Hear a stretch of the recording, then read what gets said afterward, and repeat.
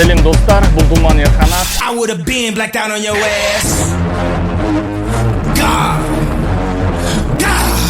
Alright, достар, біздің келесі подкастымызға қош келдіңіздер. Бүгін өте бір қызық подкаст болайын деп жатыр. Білесіздер, енді еркін форматта екен біздің подкастымыздың басты мақсаты сол. Дикетердің академиясының подкасты. Енді бұл подкастта бізде қонақтар ерекше, және де біздің подкастымыз жалпы бүгінгі қолданатын тіліміз ерекше. Тек қана қазақ тілінде болмайды, сондықтан дайындалыңыздар. Мен оң жағымда отырған Нұрекең Big Buddha Eat деген брендпен көптеріңіз танисыздар. Бизнесмен, влогер. Бұл кісіні мен солай білемін. Өзімнің ағам, бір жағынан сыйлайтын, біз енді дос ретінде де бір жағынан мені қарайды, бұл кісі сыйлайтын ағаларымның бірі деп айтсам да болады. Сол жағында Нариман мырза. Всем привет. Нариман мырза, мен Нариман мырзаны режиссер, продюсер деп негізді білем. Сценарист. Контент-мейкер. Контент-мейкер, влогер. Блогер. Маркетинг жағынан тағы. Маркетинг. Чуть-чуть, кішкентай. Мен қазақша. Бұл кісі енді қызық жері осы жерде болып тұр. Нұрекең екеуміз, Нұрұлы Рза екеуміз таза қазақша сөйлесе аламыз. Бұл кісі бірақ та өзіңіздердің білесіздер, көбінесе орысша жүргізеді. Мен қазақша жүргіземін, ағылшынша жүргіземін. Нұрекең екеуміз көбінесе кез-келген кезде ағылшынша сөйлесеміз. Бізде талай сондай қызық жағдайлар бар. Біз бәріміз бірге Америкада кездескенбіз, да? Иә. Сол туралы қызық. Далласта. Тексастың Даллас деген қаласында стейк жедік. Бәріміз стейк жедік, танысқанбыз, да? Сол туралы бірге қысқаша қозғап өтейік. Бүгін енді ағылшынша сөйлейміз, Нұрекең екеуміз, да? We're gonna speak English. Yes, It's English, okay Russian, for me it's okay. Yeah, for me, мен орысша түсінбей қалуым мүмкін кейбір сөздерді. Мен өзім орысша қатты түсінемін деп айта алмаймын, сөйлеймін деп айта алмаймын. Ағылшынша сөйлей берсін. Да, Москвадан артық жоқ. Түсінбейсің ба? Жоқ, біз аударып аламыз. Бізде Қазақстанда бүкіл құралдар бар ғой. Қорықпаңыз. No problem, да, no problem. No problem. Жалпы алғаш сол танысқанымыз туралы қысқаша айта кетейік. Біз Думан мырзамен Далласта кездестік. Бірінші көрген кезде сондай жіп-жіңішке жігіт, бойы ұзын, зу етіп зуылдап тұр. Мен ойладым, лохотронмен айналысады деп. Я тоже так подумал. Адамдардан ақша алады. Сонымен ана биржаға тіккізеді. Сонымен сен ақшаңды қайтармайды деп. Әлішер мырза мені шақырды, сен переводчик боласың. Мен қазақша қатты түсінбеймін. Ол кісі орысша сөйлей алмайды. Мен переводчик болдым ба сіздерге? Через не хочу. Переводчик болсам ба, болмасам ба деп бардым, короче. Сонымен переводчик болдық. Думан мырза бізге үлкен осындай стейктер алып берді. Сол кезде пришлось согласиться переводчик болуға. Да. Сенде қандай ощущение болды Думанды көргенде? Алғаш көргенде. Первые мои ощущения, это, конечно, вообще Думан, второй человек в моей жизни, казах, с которым пришлось разговаривать на английском языке. Второй человек, в смысле, после Мадины? Нет. Второй человек, Ладно. Это надо вырезать. Ну ладно, давай, я сейчас тоже буду. Это подкаст, фристайл, да.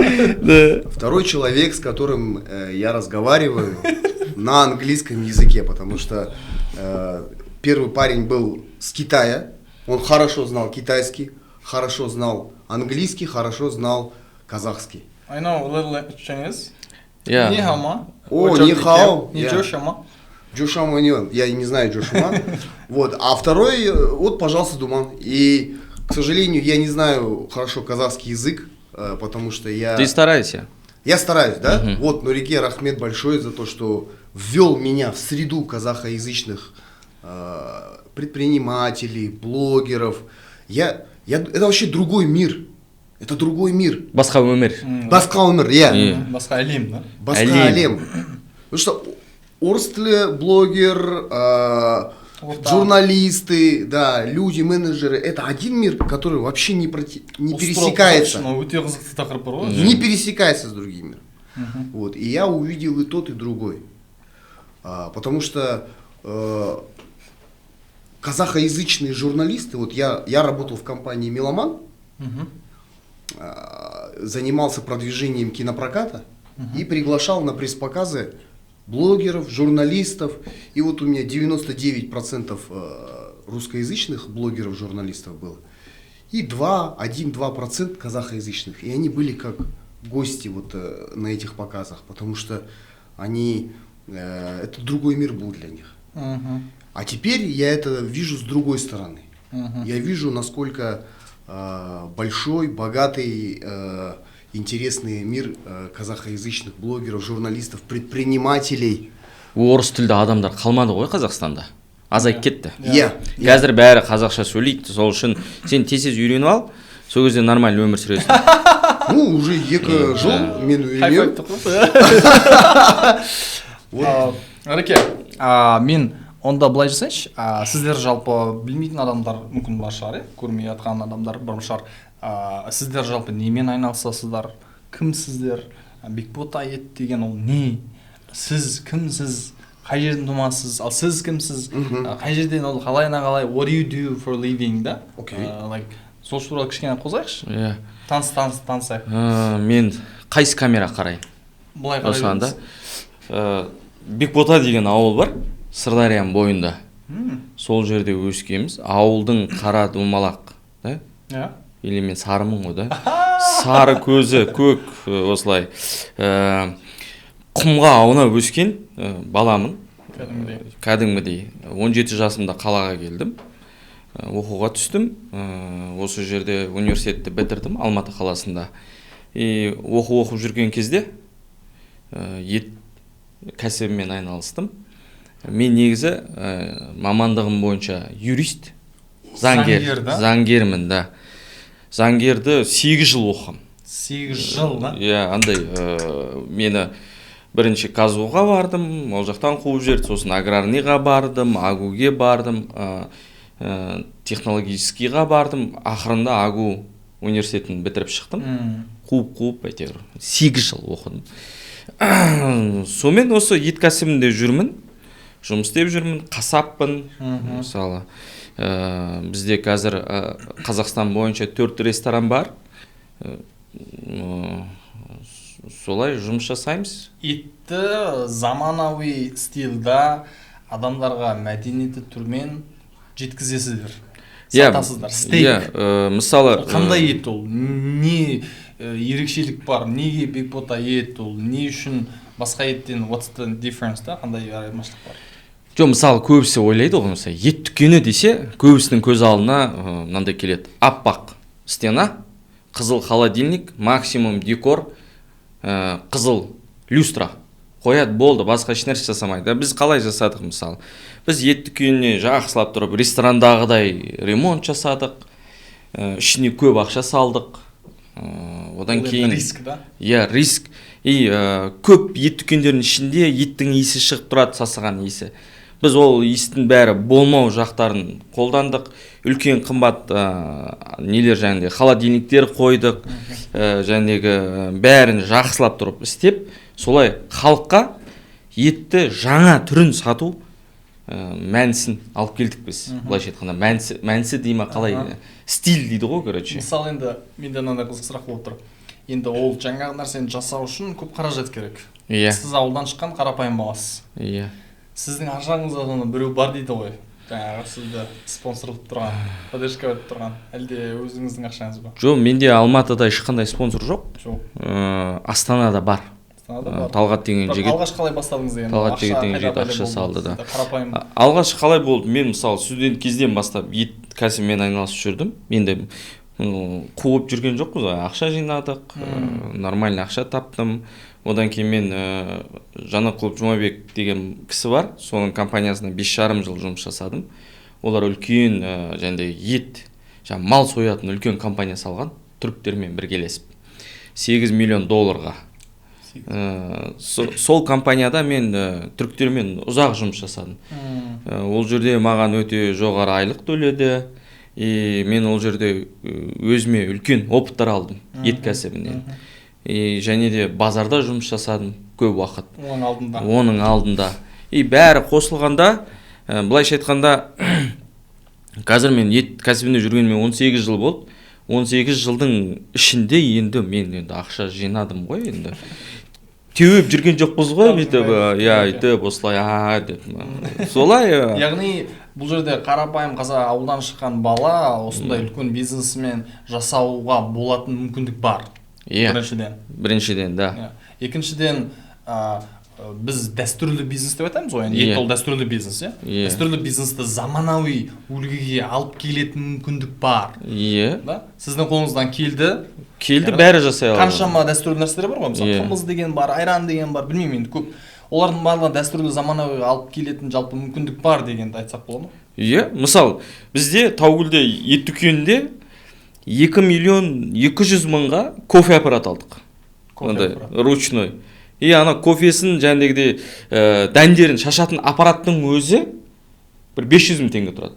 Былайша айтқанда біз 2.700.000-ге кофенің аппаратын қойдық. Енді ол жерде көп кофе сатылмайды.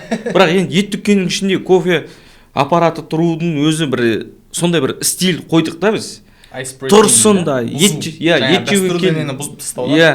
жеуге келдің ба, мысалы үйге ет алуға келдің ба, бізге мысалы 15.000 теңге ет алса адам, кофесін тегін қолына сатып жібереміз. Настроениесін көтеріп қоямыз. Жай кофе емес тағы. Жай кофе емес, мысалы қымбат аппаратта жасалынатын кофе, да. Мысалы біз кофенің дәндерін мысалы Әлібековтің және компаниясынан аламыз, да. Мысалы біз тек қана өзімізден, мысалы ана досымыздан анан аламыз, қазақтар бір-бірімізді қолдаймыз қатты. Сол үшін негізінде ауылдың жігіттері негіз пысық болып келеді. Ауылдың жігіттері, мысалы көбісі айтады ғой, мысалы Нұрекеңнің артында біреу тұрған шығар, біреу ақша берген шығар деп. Ауылдың жігіттері қалаға келсе, олар минусқа жұмыс жасамайды өліп қалсын. Бір күнін плюспен өткізеді олар. Әйтеу. Жұмыс істеуге келді ма, минусқа жүрмейді олар. Тек қана плюс. Қазақтың жігіттері. Қазақтың жігіттері, ауылдан келген қазақтың жігіттері тек қана плюспен жүреді олар. Жақсы. Вот қаланың жігіттерін мен білмеймін енді. Көп жігіттермен қаланың жігіттері сондар. Жоқ, қаланың жігіттердің бір плюсы олар ақылды. Мысалы, ол түсінеді, мысалы, қойшы мен базарға барып ет көтермеймін деп ше. Мен үшін базарға барып ет көтере салу западло емес, да? Маған вообще проблема жоқ. Қосуға жұмыс жасау керек. Мысалы, осылай. Бірақ қаланың жігіттері де бар. Үлкен жетістікке жетіп жатқан ақылды жігіттер. Ауылдың жігіттері, бірақ мен білетін бәрі 100%, 1000 деп айтайыншы, минусқа жұмыс жасамайды олар. Тек қана плюс. Сіз сияқты ғой, мысалы. Сіз де Америкадан келдіңіз, минусқа жүрген жоқсыз ғой. Мақсатпен келеді. Ауылдың жігіттері Алматыға, қалаға мақсатпен. Нариман мырза, түсініп жатсыз ба? Да, я вот как раз тот городской парень, про которого вы говорили. Қанша процент түсіндіңіз? Бірінші сұрақ. Қанша процент түсіндіңіз біздің conversation? How many percent did you understand? 90% түсіндіңіз, да? Я 90% түсіндім. Түсініп отырсың, да? Жарайды. Вот Нұреке правильно говорит, что деревенские ребята, они в минус не работают. Мен сізден бетіп сұрайыншы басын сұрағыңызды. Сіз немен айналысасыз? Сіз кімсіз дегеннен бастайыншы? Мен, да? Осы түсініксіз осы жігіт. Немен айналысыз? Маған контент жасайды. Көбінде сіздің жаныңызда немесе сізбен бірге контент сондайларда көп жүреді. Сейчас моя главная, да. Америкадан. Да, в Америке мы познакомились в Америке. Моя главная задача сейчас это делать контент для всем нуждающим людям, да? Да, всем нуждающимся людям. Қазақша айта алмайсың ба сен? Оңғылша айтам. Ағылшынша айтайын, давай, қызық болсын адамдарға. Let's do it in English. I'm producer. Producer. A screenwriter. Screenwriter. Content maker. Content maker. I make a video for advertising video for many companies. Мысалы, Toyota, Samsung, Hyundai, тағы KFC, Costa, and Big Buddha Yet Company. It's a huge company, you know. And Nicholas'ın. Сіз түсініп отырсыз ба ағылшынша? So I'm So right now, money to you, what's the source? Like, basically, you do contents and stuff.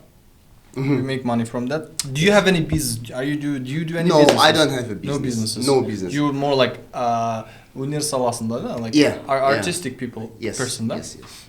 Interesting. I have a wife. Family? He have a family, and my wife have a 9,000 subscribers in Instagram. Yes, and I'm her producer.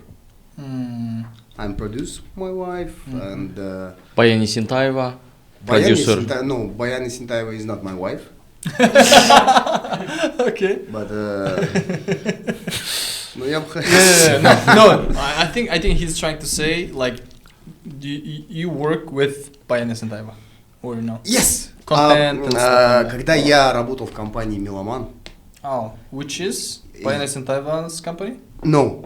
It's Меломан. Меломан. Like, Басқа компания. Басқа компания. Бүкіл мысалы қалада кинотеатрларда көрсетілетін кинолардың бәрін Меломан одобрение береді.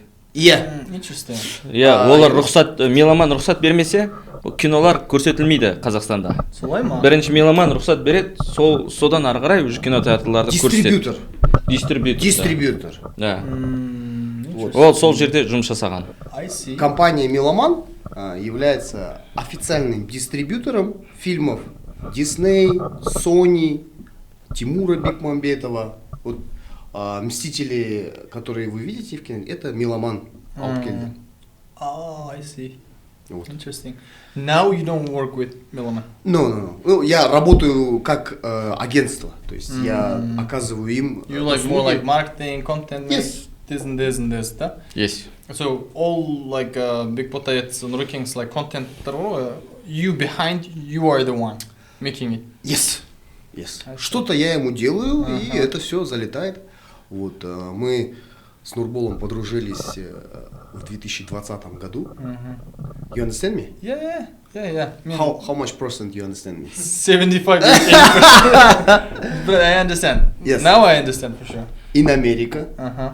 we познакомились с ним близко. Таныстық. Да. До этого я тоже его знал, но был просто подписан на него, как обычный подписчик. И мне нравится, что Нурбол Мырза не стесняется разговаривать на русском языке. Да. Орысша сөйлегенде ұялмайды. Ұялмайды, окей. Потому что это моя боль. Менің ауыр, да? Дұрыс па? Иә. Я, например, мен қазақша... Жүрегің ауырады да қазақша сөйлей алмағаныңа. Я. Вот я не могу так разговаривать на казахском. Сіз солай сөйлегіңіз келеді. Что мне Қазақша ойланбай сөйлегіңіз келеді. басында, да, вот я сейчас ошибку сделаю. Терлік кетті ұялғанына. Да. Терлеп Будут смеяться, вот. Да. Смеяться будут и то есть. Я даже сейчас переживаю, потому что у вас казахоязычная аудитория. И они что будут писать, что будут говорить, почему қазақша сөйлей алмайды. Вот это и моя боль. И, естественно, человек, Жаман который... сөз жазбаңдар, иә. Человек, который смог Он сделать старается. то, что я не смог сделать, стал моим, так сказать, любимчиком, кумиром, да? И я был просто подписан на него, следил, думал, вот, молодец, а. Қандай күшті жігіт. Иә. Бірақ ол ойлаған, мені өзінше болып қалған, осындай қасына көп адам жақындата бермейді, осылай, ау деп.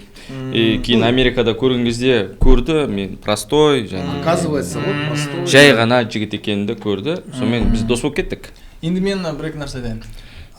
Like, бірінші рет Америкада біз бәріміз кездескен кезде, like, Тексаста. Мен Нұрекеңді, мен кезгерден көрдім сіздерді, мынау қандай кісі, мынау неме кісі деген бәрін көрдім да. Істеп жүр олар деп. Не қылып жүр, не істеп жүрген адамдар деп. Мен мысалы сізді көрдім, влогер екеніңізді көрдім, активті Инстаграм жүргізесіз, о, дезіндес көрдім, бірақ кездескен кезде Нұрекең маған қатаяды да, like, менімен сөйлескісі келмейді.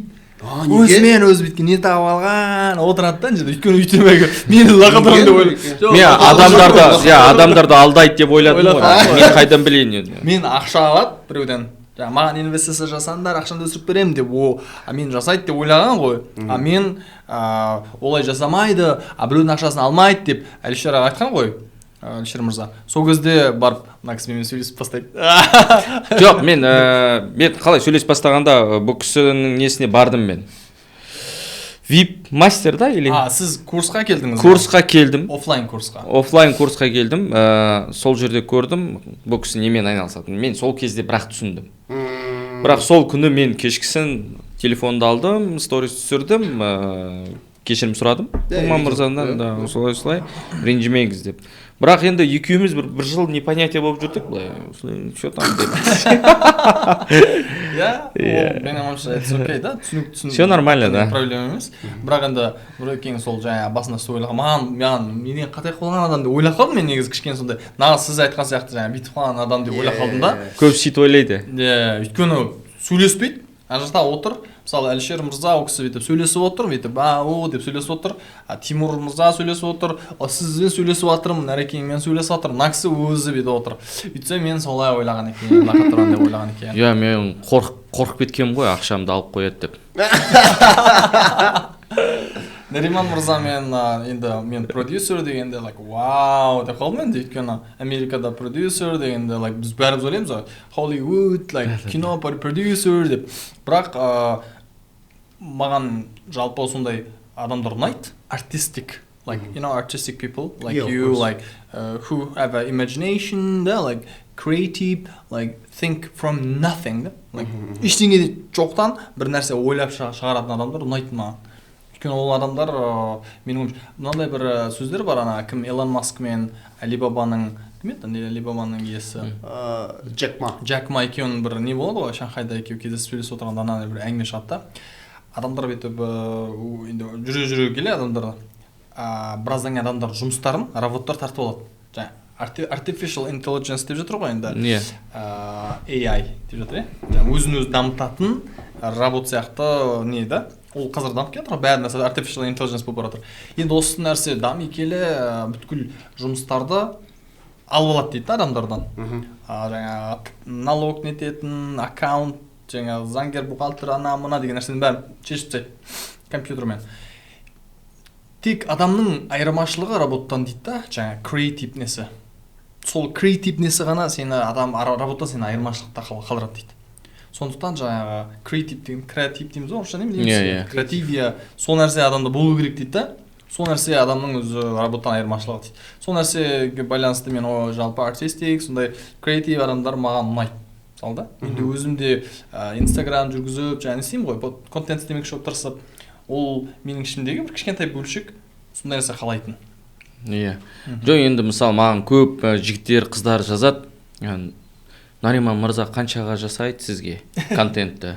Не істейді ол, қалай істейді деп. Мен айтамын, Нариман мырза қымбат тұрады. Мысалы қанша тұрады? Деп айтамын бұл ба? 500 мың теңге. Бір сізге жақсы контент жасайтын болса, ол ең аз дегенде 500 мың теңге. Саған басынан аяқ сценарий жазып, қалай ойнау керек екен, енді ол жазып бергенде сіз, мысалы, 500 мың теңгеге сен үшін ойнап бермейді ол. Сен өзің ойнау керексің ол жазып берген нәрсені. Жазып, нәрсесін етіп береді. Былайша айтқанда, Нариман жазады, Нариманның жазған нәрсесін ол кісі түсіп жатқан кезде істеу керек. Мен мысалы Нариман маған жазып берген кезде мен жоқ деп айтпаймын. Мысалы, айтады, Нұрбол жатып видеоға түсесің дейді. Сіз түсесіз. Мен жатып түсемін да. Секір дейді, секірем мысалы да. Тұр дейді, тұрам, короче. Солай да. Нариман мырзаның көп контенттері менің инстаграмға жазған өте көп жәндегі нелер просмотрлар алады. Өте көп просмотрлар. Сіз айтқансыз маған ондай деп. Мен көрген видеоларыңызда өте шынымен де жақсы, маған ұнады видеоларыңыздың бәрі керемет. Иә, мысалы анау Руслан Берденовпен екеуміз бір-бірімізбен инстаграмда тиісеміз ғой бір-бірімізге, жәндегідей қырыламыз ғой қалжыңдап. Сол кезде мен Нариманды қасыма алып аламын. Мына жігітті деп біз ұтуымыз керек. Сол кезде бұл кісі қоймайды да? Иә, максимально жұмыс жасайды. Ол кісі қоймайды. Иә, осы последнийінде что-то ответ бере алмай қалды. Ответ бере алмай қалды последнийінде. Иә, ол негізі қатты өтіп жатыр менің ойымша қазір. Көп адамдардан естідім. Жаңа сіз екеуіңіздің қалжыңдарыңыз өте қатты қалжың, кейбіреулер қатты болса да ренжімейсіздер бір-біріңізге, жалғаса береді да, ол бір. Иә, ол не жаңды тандем ба не? Тандем, вдвоем когда, да. Иә, адам бір-бірін түсіну керек, мысалы. Көп адам айтады да, ой, Нариман мырза сценарий жазып берді, бәрін істей ма? Бәрін істемейді ол. Сен де ол Нариманға көмектесуің керек. Мысалы, адамдар ойлайды, 500 мың теңге төледім, бәрін істеу керек деп осылай отырып алады. Болмайды, жата алмайсың сен де. Мысалы, сен Нариманмен бірге жұмыс жасау керексің. Нариман образына кіру керексің, сол кезде контент пайда болады. Көмектесу керек. Мысалы, Берденов екеумізде анау қалжыңдасып жатқан кезде, Нариман осылай дейді, мен де өзім идеяларым беремін, мысалы. Сөйтіп екеуміздің идеяларымыз қосылып, ответ береміз да. Ол жан жақта тренд болып адамдардың аузында жүр да. Иә, солай ғой. Көрдің ба деп. Иә, өте қызықты не. Енді менде мынандай сұрақ болып тұр сіздерге. Мен үшін мысалы өте қызық болды шынын айтқанда. Америкадан келген, мысалы Америка ол капитализмді қолданатын, freedom, жалпы тәуелсіздік деген нәрсені алдымен алып келген мемлекет қой енді. Ол жақта мысалы біреудің құқығына, несіне сен ешкім жолатпайды ол. Менің өзімнің privacy дейді, менің өзімнің жеке неме біреу тиісе алмайды. Ол сондай өзі, ол мемлекеттің ерекшелігі сол. Мысалы, ол жақта интернетті өшіріп тастау деген адамдардың ойына кіріп шықпайды ондай нәрсе. Мысалы да. Бізде енді сондай жағдай болды енді, соңғы ситуацияға байланысты қырылдық, біраз проблема болды, білесіздер, біраз бизнестарды құртып тастады мысалы да, жағып жіберді деген сияқты. Соның ішінде мысалы енді сіздің бизнесіңіз бар, сіздің жұмысыңыз бар, мысалы тоқтап қалу немесе сондай бір. Соған байланысты менің сұрағым болғанда, сізге мысалы қаншалықты шығын алып келді сол жағдай? Біздің Бекбота қаланың жоғары жақтарында орналасқан. Мысалы, бірінші Бекбота ол Таугүлде, қаланың жоғары жағында, екіншісі виллада, үшіншісі Мегада. Үшеуі де қаланың оң жағында, жоғары жағында орналасқан. Біз жаққа келмеді бұзақылар келген жоқ, бірақ біздің жұмысшылар жұмыссыз қалып кетті. Жұмыссыз қалып кетті. Мен о кісілерге бәріне жаздым. Мен айтам, біз енді бір аптадан көп жұмыс жасамадық. Дүкендер ашылған кезде 6-ға дейін жұмыс жасадық. Одан кейін 8-ге дейін істедік, одан кейін барып созды уақытты. Бізде сауда болған жоқ. Сауда жоқ, өліп қалды. Сол енді шығыныңыз қанша шығын алып келді? Иә, қазір соны айтып жатырмын. Мысалы, біз жұмысшыларға айттық, біз сіздерге бұрынғы ақыларыңызды бере алмаймыз, қысқартамыз. Бәрі ренжіді бізге. Неге? Не үшін қысқартасыз? Мен айтамын, енді компания оған төлей алмайды. Бірінші ол бухгалтерия недовольный болды мысалы да. Бірақ біз төледік. Қызмет ақыларын бұрынғыдағыдай төлеп бердік бәріне.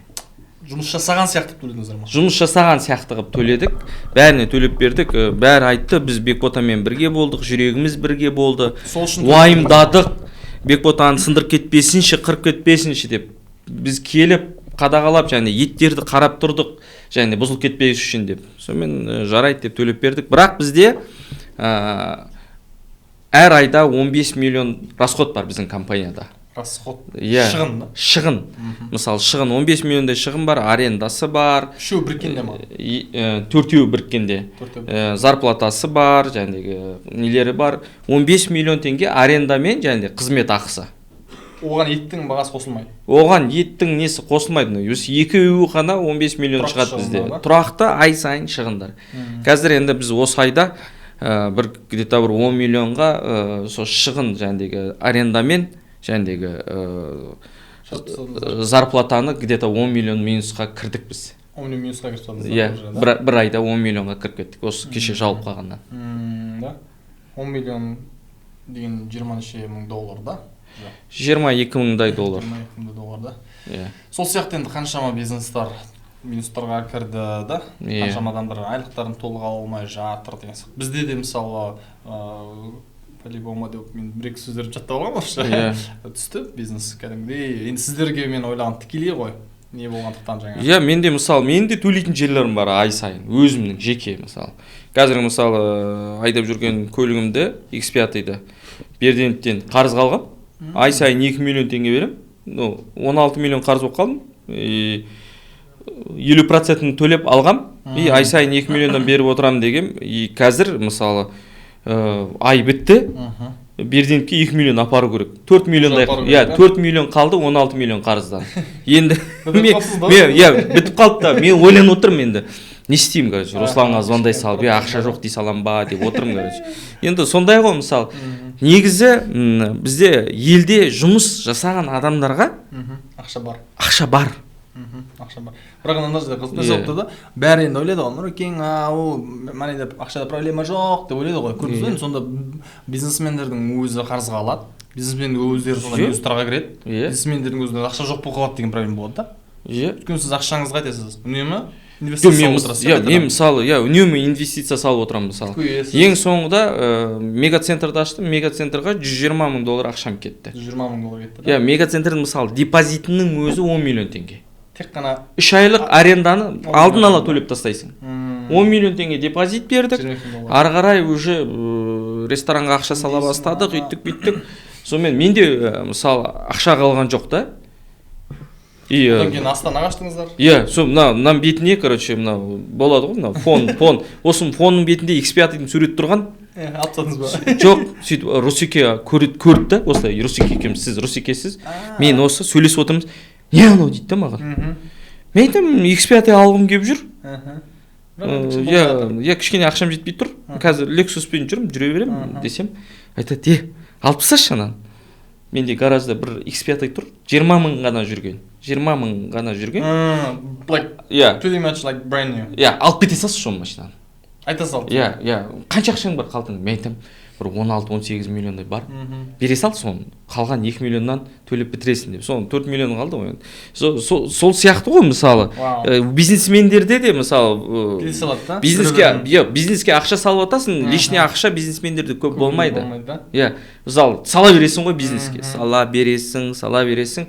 Ертең бизнес үлкейгеннен кейін мысалы бекбота 10 болады ғой. Сол кезде мен барып сатып аламын мысалы салоннан барып наличкаға әкелші бер. Давай берші ананы. Lamborghini да. Я әкелші бер. Tesla whatever да. Ойлап отырмын. Бір машина суретін салдым. Русекең бір кезіп көру керек екен. Иә. Русеке негізі көңілі ашықты. Америкада танысқанбыз ғой, Русекең қазір ағамыз үлкен мықты бизнесмен ұстатын мықты ағаларымыздың бірі. Қандай әдемі қолы ашық адам да, мысалы адам өйтіп істейме сөйлесіп отырып мысалы да, давай let's go деп мысалы. Мысалы анау мегацентрді аштық қой, былтыр аштық қой, жылдың соңында аштық. 6 ай болды істеп жатқанда меганы. Аштық, и сауда жоқ. 6 ай бойы сауда жоқ. Жоқ, ашқан кезде. Ашқан кезде ма? Иә, бір 15 күн өтті, сауда жоқ, 200 мың теңге сондай болады күніге. Мен айтам, не болып жатыр? Вилладан 3 есе 4 есе аз сауда жасайды. Не болып кетті, короче. И мысалы Каспиімді қараймын, ақша қалмаған, короче. Бәр ақшаны мегаға сап тастағанмын ғой. И сөйтем да Мұратқа звондаймын. Анталияда демалып жатсың? Демалып жатыр екен. Түрік, иә, Анталия демалып жатыр. Мен айтам, келші, Қазақстанға көмектес маған, мына жерде сауда болмай жатыр, что-то. Досыңыз. Бір жаңа бір нәрсе алып келейік. Еттің бір менюлерді үлкейтіп берші маған деп ше. Сөйтем, жарайды деді. Сөйтім да қазір айтсам сенбейді ғой ешкім. Каспиймен рассрочкаге билет алып бердім Мұратқа. Рассрочкамен Алматыға келуге. Мұрат келді, бір апта көрсетті, Инстаграмды жарып жердік. Асадо бар, анау. Сонымен сауда көтеріліп кетті ғой. Таң деді. Иә, мысалы, мега әлісінде бар, сіз мегаға көп бармайтынсыз ол кезде да? Иә, одан кейін бір қарағанда мегада жүрдіңіз, адамдар да соған келе бастады да? Иә, мега мысалы 7 түрлі тамақ болды бізде менюде. Біз негізі ет сатамыз ғой. Иә, тамақ емес. Тамақ бізде не емес мысалы, мен ресторатор емеспін мен. Мен өзім қалай ресторатор болып кеткенімді өзім түсінбей қалдым. Қасап адам ресторатор болып кеттім да. Негізінде ет сататын адамсыз да? Негізі ет сатам мен. Балғын еттер ғой күніге. Өте қызықты. Иә. Нареке, сізде, Нариман мырза, сізде... Сөйлеп отыр сен де, иә. Yeah, Да, давай чуть поговорю. What happened, like, during the time, the meeting, this and this?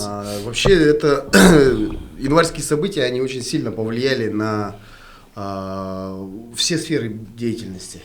И на кинематограф, и особо я вот хочу отметить, что прям сильные потери понесли шоу-бизнес, и кинобизнес, и все остальные виды вот именно творческой деятельности, да, творческого бизнеса в Казахстане понесли большие потери, особенно после того, как погиб мой очень хороший знакомый, вот Сакен Битаев. Его застрелили мародеры. Мы с Сакеном были очень хорошо знакомы, он делал для нас веб-сериал, который называется «Всемогущий». Мы про джиннов снимали, про джиннов-блогеров. И вот Сакен был оператором. Он талантливый оператор, талантливый режиссер, сценарист, он еще рэпер был. Вот. И так получилось, что он в этих событиях погиб. Вот. Ну и в целом я хочу сказать, что сейчас людям не до развлечений, потому что многие переживают вот эти вот события, но я думаю, что в ближайшее время постепенно все это встанет на круги своя и снова начнется как бы, ну, та деятельность, в которой я принимаю участие. То есть сейчас, например, компаниям, которые, условно говоря, запланировали на январь там, выпуск каких-то своих рекламных роликов или маркетинговой активности, они сейчас восстанавливаются из-за того, что не было продаж, у кого-то ограбили магазины и кто-то потерпел. Can I ask like this, like how much it cost to you in this month because of this? How much you got in minus? Нұрбол мырза like minus 10 миллион теңге да?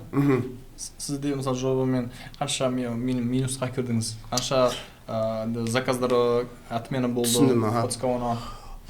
Ну, я думаю, что так как я не владелец своего бизнеса, не было такого, чтобы я ушел в минус. Но я и не заработал в этом месяце. Можно сказать, что он вышел в ноль. Сіздің минусыңыз ақша таппадыңыз да? Иә. Негізі не да андай Нариман мырза добытчик қой. Добытчик былай мысалы свободный осылай еркін жүреді.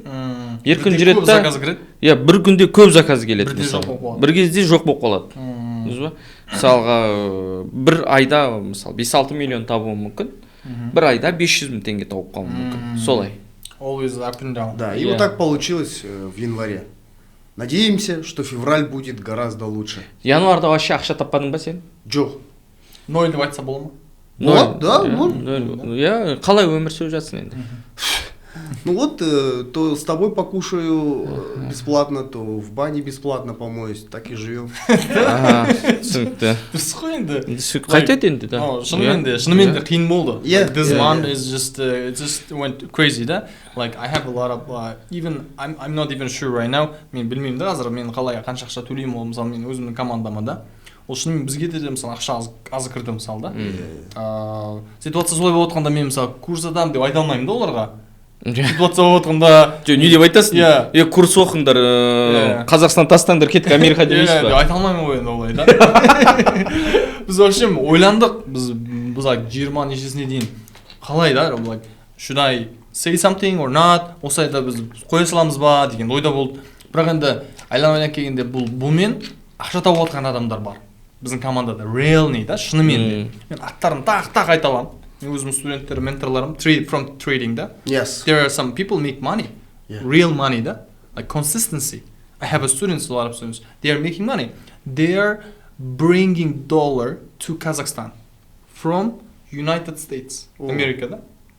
Америкадан кіргізіп жатыр доллар да. Пайда. Ол пайда қалай? Америкадағы iPhone шығаратын компанияның акциясын басқа бір американдықтан сатып алып, басқа бір Америкаға сатып, ортасында пайданы Қазақстанға кіргізіп жатыр да. Шот Қазақстанға кіріп жатыр да. Мен мысалы бізде бір қыз бар, әке шешесін Дубайға апарып келді мысалы. Ол өзі өткенде ғана айтып жатыр, өзі нетем дейді. Өзі қор ашам дейді да, фонд ашам дейді, көмектеледі дейді да өзінің облысына. Уже сөйтіп жатыр да уже. Мысалға Сол үшін сіздерде біз үйреткіміз келді. мысалы трейдингта мысалы бәрі ақша таба ала ма? Бәрі деп айта алмаймын. Иә. Ол бизнес сияқты ғой. Сіз айтып жатсыз ғой, сіз сияқты Миы жоқтар таба алмайды. Жоқ, ол жерде мысалы 100 етпен айналысатын 100 адам бар мысалы да. Иә. Сіз ғана бекбот етті жасадыңыз мысалы да. Солай ғой. 99-ы ол базарда жүр. Дұрыс қой. Өзгермеді да? Өзгермеді да олар. Трейдингте де сондай. Иә, оның мысалы біразы 70-і бастап жасай алмады. Сосын олар жұмыс жасап кетті, бір жерге жұмыс кіріп кетті, ағасының бірдеңесінің жұмысына кіріп кетті. Солай ғой. Иә. Шын ғой. Шын. Сол сияқты ғой, ол трейдинг дегенде сол. Оның қиыншылығы бар, оның рискісі бар, риск менеджмент деген нәрсе бар, психология бар. Ол жасау үшін саған ақша керек, білім керек, тәжірибе керек, experience да. Команда керек. Үнемі сен жаңалықтардың бәрін қарап отыруың керек болады. Және де сен сияқты ғой, получается, Нариман. Мысалы сен контент жазып бересің, бірақ контент жазып берген адам ойнай алмаса, актерлық талабы болмаса, өтпей қалады ол. Сол сияқты болып тұр ғой. 100%. Сондықтан ол барлық жерде жұмыс жасау керек қой. Сондай? Миды істету керек, короче. Сондай? Оған одан кейін мысалы менің өзім егер мен мысалы трейдинг біраз уақыт жасамай қалсам, мен қарайып қаламын. Өйткені нарық, биржа, маркет, always change да. Үнемі өзгеріп тұрады. Жаңалық өзгеріп тұрады. Бір күні вакцина шығып жатады, бір күні инфляция жоғарылап жатады, бір күні Американың экономикасы қатты құлдырап жатады, бір күні жаңағы вирус пайда болады, омикрон, ана мына деп биржалар үнемі өзгеріп тұрады. Сондықтан ол сен үнемі қарап отырмасаң, қоя сап, бір күн ақша таба сап, битіп қалғанда өте салады деген нәрсе жоқ. Ол кәдімгі тренировка сияқты ғой. Үнемі сен өзіңді жаттықтырып отыруың керексің. Иә, мен сіздің стористарыңыздан қарап жүрмін, мысалы, $400 тапқан бір күнде, мысалы, $500 тауып жатыр, $100 тауып жатыр. Иногда минусқа кіріп кетесіздер да? Иә, арасында минус. Иә, арасында минусқа кіресіздер. Арасында саламыз, арасында енді салынбай қалады. Енді біз енді үнемі ақша сала берсек, адамдарға жаңа теріс не болып қалуы мүмкін. Үнемі ақша табатын сияқты. Енді сондықтан мен күнде салмаймын. Екіншіден, енді көп жағдайда сторис салынып кетеді. Сенегі пайда тауып жатқанда сол эмоциямен салып жібересің, мен студент ақша тауып жатыр деп, немесе өзің бір ақша тапқанды салып жібересің да, сосын адамдарға солай көрініп қалуы мүмкін енді. Енді әйтпесе минустар по-любому бар. Онымен сабақты үйреткен білесің ғой, айттық қой, біз сабақ үйреткенде бәрін айтамыз, ашық түрде рискісін бәрін айтамыз. Менің өзі бір қалайтын нәрсе, мен ұзақ уақытқа инвестиция адамдар жасап үйренсе екен деген. Трейдер болу ол әр көп адамның қолынан келмейді, бірақ бізде студенттер бар, шынымен де жасап жатқан. Ол гарантия, 100% енді мен айта аламын да, ол кәдімгідей сондай балалар бар, кәдімгі өздері мықты жасап кеткен, өмірлерін жасап жатқан. $20-30 мың сап қойсам болады да. Ал енді $20-30 мың сап қойып, сонымен ақшаңды өсіріп отыр да. Давайте. Неге болмасқа доллармен да. Теңгемен емес, доллармен өсіріп отыр да. Я кеше болған жағдайда, неде Америкада болған, Сырымтау мырза. Айтады, карталарым ешқайсы жұмыс жасамайды дейді. Қазақстандағы карталарым ешқайсы жұмыс жасалмайды дейді. Отырым дейді, ойлан, не істеймін енді? Америкада жүрмін дейді. Бір тиын ақша жоқ қалтамда дейді. Бәрі картада дейді, бірақ карталар жұмыс жасамайды дейді, кеше болған жағдайда. Сонымен есіме түсіп кетті дейді, Америкадан бір карта алған. Ішінде бір 13 мың ба, 15 мың доллар ақша болған дейді. Мен есіме түсті дейді, ал ана картаны ізде дейді, короче. Және американский картаны іздеп алдым дейді, таппаймын дейді. Сонымен сол ашқан банкке бардым дейді. 5 минутта ашып берді дейді. Мен айтып сұрадым дейді, ішінде ақша тұрмай, мен бір 13 мың ба, 15 мың доллар сақ қойып едім. Тұр деп айтты дейді. Содан бар банкоматтан, короче, $1000 шешіп алдым дейді. Сөйтіп әйеліме $10,000 бердім дейді. Сонымен өзім Қазақстанға шығып кеттім дейді. Қалған ақшамен. Бала-шағамды тастап кеттім дейді. Енді былай қарап тұрсаң, бүкіл Қазақстанда, мысалы, шетелде жүргендерге бәріне қиын болды. Ой. Өте қатты қиын болды шетелде жүрген адамдарға. Ойлаңызшы, ешкім танымайсың, шетелдесің. Бір тиын ақша жоқ, картамен жүріп. Мен қазір мысалға нал ұстамаймын қалтамда. Ақша ұстамаймын, тек қана картамен жүремін. Ойланып қалдым мен қазір. Алып жүру керек екен. Иә, наличный сап қою керек екен. Немесе бір жерге сақтап қойып қою керек. Иә, друг және біздің жігіттерді андай қарсы шыққысы келіп қалады. Тағы да интернет өшіп қалады. Наличныймен жүре береміз осылай. Иә, істейміз енді. Бірақ мен бір таңғалған нәрсем, Америкадан келе қалдым ғой. Иә. Қазақстанға келе қалдым. Таксидердің өзі алмайды ғой кеш. Алмайды. иә не бере салсашы дейді да маған Каспий менен, ол кезде менде Каспий жоқ қой. Каспий маған ашып бермей қойды оның үстіне да. Таксидің өзі менен не сұрайды. Немесе сен ақша берсең оған, мысалы 5000 теңге берсең, ол разницасы деп айтамыз ба? Ақшасын ол Каспиймен береді да. Менде Каспий жоқ, сосын жібересің достарыңа жаңағы немесе мамама жібересің да. Сол кезде мен таңғалған нәрсем Қазақстанда қалай деймін да, соны не кіріп кеткен да жаңағы. Жоқ, бізде қазақ елі, біздің халық негізі жаңағыдегі ізденіп қалған. Ізденіп қалған халық. Соны бір жаңадан бір нәрсе келсе, біз қуанып күтіп тұрамыз соны жаңадан келген нәрсені. Дайын тұрамыз мысалы. Сіз сияқты трейдер келді, болды, думан мысалы да, сол сияқты мысалға. Мысалы біз ет магазин, ресторан сияқты аштық. Бәріне интересно да. Бәрі көргісі келеді келіп. Онлайн осылай ақша төлеу де сондай болып кетті. Негізі тренд болып кетті да. Тренд сияқты да. Жібере салам дейді, короче. Біреу айтқанда әдемі нәрсе сияқты, оны анада ашып, анада шот карта ашып, анада карта ашып, біраздан кейін сонымен кеттік та. Мен бүгін Мегада Марко Полоға кірдім, киім алайын деп, балама киім алайын деп. Сөйтіп QR бар ма десем, QR жоқ дейді. Мен айтамын, қайтып төлеймін енді ақшаны. QR жоқ, қайтып төлеймін мен ақшаны. Сонымен сол жерде бір балаға айттым, Каспийге жібере салайыншы, картаң қалтаңда ма десем, қалтамда дейді. Сен бері төлей салшы брат десем, ладно дейді. Сөйтіп алдым. Мен кошелегім таппаймын ғой, сумкамды қараймын, кошелегім жоқ. Кошелек жоқ та вообще. Кошелек жоқ қой, короче. Сол енді сондай бір қызық, шынымен де кәдімгі, бірақ Американың өзінде қазір кэш қолданады. Қазірге дейін сондай. Ол Apple Pay деген бар, иә? Қолданып өткен құрсында. Бірақ кэш қолданады. Білмеймін, енді Америкада мейл қолданады ғой. Пошта қолданады. Пошта да, дұрыс ғой? Пошта қолданады. Үйіңе пошта жібереді үнемі. Билдар, төлеу керек нәрселерді, карточкаңды бәрін үйіңе солай жібереді. Ол әлі күнге дейін бар солай. Пошта деген үлкен бір маркетингнің бір несі. Бізде Каспийге келеді бәрі. Дайын ақша қолданады. Картплатан бәрі Каспийге келеді. Соны айтамын, осы жақта мысалы жаңағы машинамен бірдеңе істеп қойсаң да, төлеуге файн дейді ғой, штрафтарың Каспийда келеді да. Түсініксіз, білмеймін әйтеуір. Бірақ енді жақсыға нетіп жатырмын оның бәрін, несі болса да. Мен сізде бір сұрақ отыр сізден, Алиман мырза.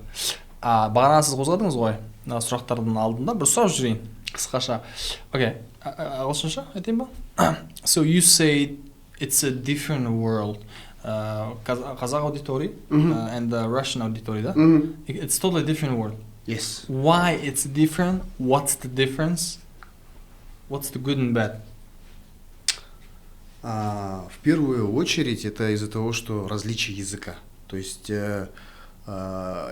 язык и культура, они определяют ту сферу, с которой нужно общаться. Ну, человек же по сути своей не особо хочет напрягаться. Is there any way that you can speak English? Because I mean, Okay. Now it's getting complicated. Түсінгім келеді да, I want to understand. You know, может быть, все-таки я на русском, Нурике... Потом я переведу, да. Переведешь, да? Давай.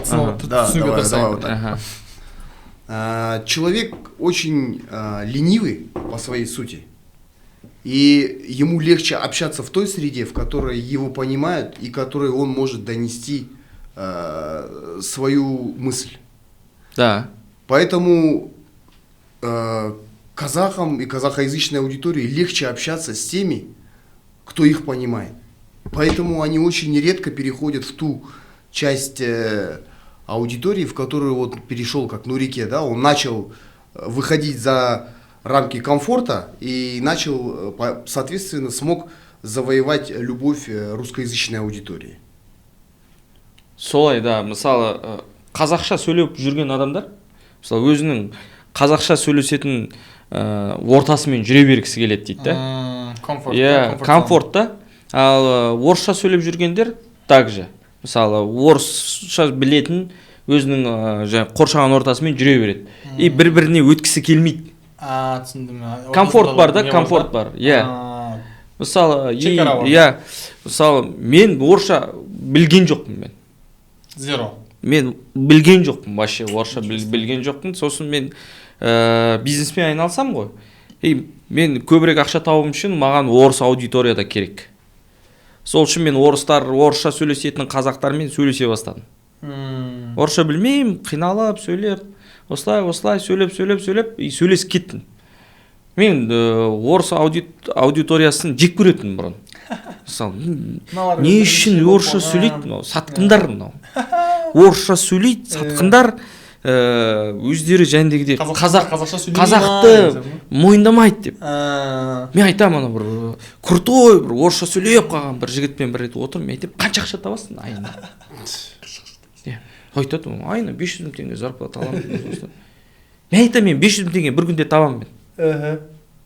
Алды давай. Иә. Мен айтамын, сен өзің әдемі кино ағасың, осылай бүйтіп крутой болып жүресің, өзіңше болып жүресің. Иә, бірақ табатын 500 мың теңге, бірақ сен қазақша жақсы үйреніп алсаң, қазақ аудиториясында да тағы да қоса білесің, ақша көбірек таба аласың. Деп жасасашы деген сияқты да? Иә, солай айттым мен. Ренжіп қалды. Сол айтады, сен мені айыптай алмайсың, мен қазақша сөйлей алмағанмын дейді да. Мен қалада өскен баламын дейді да. Нұреке, мен қалада өстім. Бірақ сіз оған негізі жақсы идея тастап жатсыз ғой. Иә, мен айтам, сен қазақша аудиториясымен жұмыс жаса, орыс аудиториясымен жаса, өзіңді былай жая баста и көбірек ақша тап. Осылай. Мен мысалы солай істедім да. Мысалы. Орыс аудиториясымен сөйлесе бастадым. Олар маған кейбіреу күлді, кейбіреулер мысалы Нариман таң қалды. Және Нұрбол рахмет, сен осылай тырысып жатқаныңа деген сияқты. Сізге не болып тұрсың? Иә, сол стереотипті алып тастадық қой біз. Иә, 100%. Мен қыстырып бір айта салайын. Маған бірнеше кісі айтты Нұрекең туралы. Еркін. Ойлаған ойын жеткізеді тура. Еркін болғандықтан маған ұнайды деп. Өтірік бүйтіп нетпейді да. Деп өтірік жақсы нәрсесін бәрін көрсете бермейді. Қалай өзі солай. Не ойлайды, соны айта салады. Деп сонысы маған ұнайды деп, кәдімгі мен сол үшін көремін ол кісіні деп маған бірнеше кісі айтты. Мен ойлаймын, солай болған дұрыс та, жалпы кішкене. Мысалы мен өз басым шынын айтсам, кейбір нәрсе уақытым жетіспейді енді. Менде трейдинг бар ғой, тағы үйретемін, бәрін көрсеткім келеді, айтқым келеді, бірақ енді әйтпесе мен 100% солай болған қолдаймын. Солай еркін болса дұрыс деп. Маска кие алмаймын да. Мысалы, көп блогерлер бар, маска киіп алады да, маскамен жүреді. Ана масқарамын. Иә, мен ондай маска кие алмаймын. Просто ақша бар, бір адам сияқты сондай бір. Иә, бүйтіп жүрсем болады мысалы да. Керек емес нәрсе да, мысалы. Бір күні Lexus'ымды айдап, екінші күні жаңа BMW-мен шығып, жаңа жұрттар көрсетеді, деп бүйтіп істей алмаймын мен соны. Иә, мен істей алмаймын соны да. Біреудің маскасын кие алмаймын да. Мен қалаймын, ауылдан келген қарапайым жігіт жүре беремін солай қарапайым, ол әңгіме ода емес. Аллаға шүкір, мысалы, тауып отқан табысым өзіме жетеді, барғым келген жерге бара аламын, алғым келген нәрсені ала аламын. Ешкімді алдағым келмейді. Ешкімге жәндегідей бүйтіп неғым келмейді. Если ішімде айтқым келіп тұрса, бетіне айтам. Ұстамаймын. Нариман мырза, сізде қазақша сөйлейсіз ғой енді? Чуть-чуть. Сөйлегенде сіз әлі де ұяласыз ба? Әлі де worry about it. Сіз қазақша сөйлеп, мысалы Нұрекең айтасыз ғой, орысша білген жоқ, бірақ орысша сөйлегенде ұялған жоқ. Иә.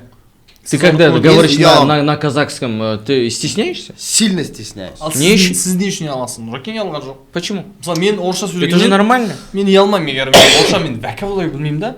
Меня зовут Думан, как дела?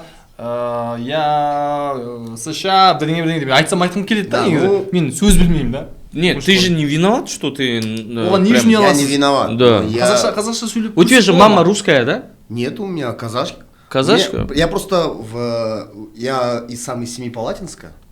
И вырос. Там все русскоязычные? Там все русскоязычные. Даже бабушка со мной разговаривала на русском языке, хотя она знала казахский. Абайдың ауылы емес па ол, қалай орысша оқиды? Аул это одно, семей это другое. Абай же он 300 километров или там 200 километров. Бірақ мен естігенмін, семейде кішкене орысша басым деп. Сол үшін да, сен орысша болып кеттің да? Все на русском разговаривают. И поэтому я на русском разговариваю. Но казахоязычная среда, она более, как сказать, более жесткая, чем русскоязычная среда. Если Нуреке пытается разговаривать орысша и из 100 человек ему двое скажут, что за мамбет, да, это, разговаривает на русском, то если мен қазақша сөйлем неправильно, то из 100 человек мне 98 человек скажет, мәссаған, мынау не айтып жатыр. Жоқ, менің ойымша бар ғой, Вот, андағы. только 2 человека скажут. Бізде мысалы да Қазақстанда мынандай да, мысалы сен орысша білмесең, типа мамбетсің да. Бірақ біз енді Қазақстанда өмір сүріп жатырмыз ғой. Не үшін мысалы да, не үшін біз орыстарға еліктеуіміз керек да? Ол дұрыс емес нәрсе ол. Өзің еліңде, өзің ел тіліңде сөйлесең болды ғой. Вот это самый главный аргумент. Маған жазады мысалы, ей, бауырым орысша сөйлеп үйреніп алшы, мамбет. Мен айтамын, бар орыстардың барып тұрса, Россияға барып тұрса, не алып жүрсің мына жерде? Бар, сол жаққа барып тұр. Сен есігін ашып кіргізбейді да олар. Да. Мен досым бар ғой, Артем деген досым бар. Сол Қазақстаннан көшіп барды, Москвада тұрады. Мен айтамын, қалай тұрып жатсың, жағдайың қалай десем, мен Қазақстаннан келген үшін мен шеттетеді дейді. Менсінбейді дейді, местныйлар менсінбейді, осылай төбемнен қарайды бүйтіп дейді. И мен қазір дейді Қазақстанда тұрдым деп айтпаймын дейді. Ну, өзінің орыстар сияқты орыс болып жүре берем дейді. Мен айтамын, қайтсай, ауылға қайт, не жап жүрсің, қиналып деймін да. Сен сол жақта бір орыс қызға үйленген, бала шағасы бар, сол қайта алмай жүр енді. Анау әйелі көнбейді Қазақстанға баруға солай. Бірақ енді біз өз тілімізден ұялмауымыз керек. Мен сол айтып отырмын ғой Нәрекеңе да, енді сіз сөйтіп ойлап жүре берсеңіз да, ол жүре берсеңіз сіз ешқашан үйренбейсіз біріншіден қазақша. Дұрыс қой. Енді сіз бірден достарыңыз қазақша біледі, мен қазақша білемін, мен қазақша, мысалы Нәрекен қазақша, бәрі көп, орта көп қой сізде достарыңыз қазақша сөйлейтін. Көп. Енді сіз сондай ортада. Сіз оны ұялатын болсаңыз, менің ойымша біріншіден қазақша сөйлей алмайсыз, үйрене алмайсыз. Екіншіден, мысалы Нұрекен сізге экзампл да, мысал болып тұрғанда сіз не үшін ұяласыз деген әңгіме да. Сізде ол адам біреу айта береді, енді ол адам өзі үшін өмір сүреді ғой. Бірақ сіз неге мүмкін мысал болмайсыз деймін да, басқаларына мысал.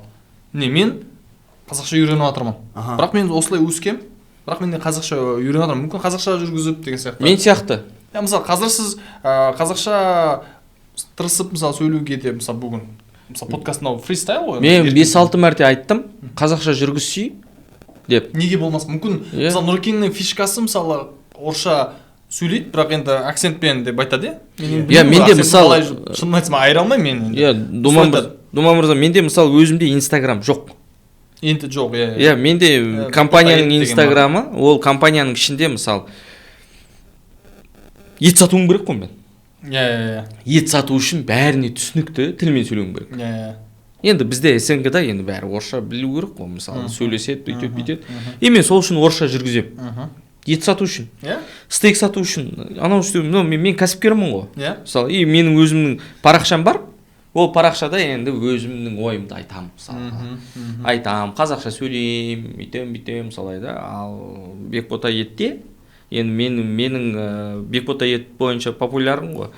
Бекбота етті, Бекботаны орысша жүргізем сол үшін. Мен айтқаным, Нариман мырза егер қазақша жүргізсе, ол кісінің фишкасы солай болуы мүмкін. Мысалы мен Америкадан келген кезде кейбірді айтады ғой, good morning, hi everyone, alright деген бір ағылшын сөздермен қостым ғой. Менде акцент бар. Мен басында ойлайтынмын, мен акцентімді адамдар бірінші түсіне ма деген ойлайтынмын. Өйткені мен енді Қазақстанда өскен, тазалығында қазақша емеспін ғой, мен Монғолияда өскен, Америкада көп жыл тұрдым, ағылшын тіл кіріп кетті уже. Қазір бетіп кейбір сөздер орысша қосатын болмаса. Мысалы, сіз күніге азында эврайт дейсіз ба, не дейсіз? Эрайт дейсіз ба, не дейсіз? Эврайт, не дейсіз? Алрайт. Олрайт дей ма? Түсінбеймін мен мысалы, не деп жатыр? Алрайт деген мысалы қалай? Не деп жатыр мына жігіт деймін. Мен де таңғалып қалам, бірақ енді жазбаймын сен. Окей деген сияқты. Alright деген, жарайды онда деген сияқты ғой. Мысалы, жарайды онда бүгін күн басталды деп сөйлес бастау мен түсінбедім. Жоқ, басталған кезде бүгін доброе утро деуге болмай ма? Мысалы, қайырлы таң деп, қайырлы таң, good morning деп айтамын ғой, good morning everyone деп. Alright деген негізінде тұрып алып енді. Жарайды достар деген сияқты ғой. Жарайды достар, мен ендігі сторисімді мен бастап жатырмын деп ескертесіз ба сонда? Қылдаймайды, білмеймін. Американдықтар енді солай, мен өзім көретін нәрселердің бәрі американдықтар ғой. еліктейсіз бе соларға? Еліктеймін деп айта алмаймын. Солай кейбір сөздер маған кіріп кетті енді.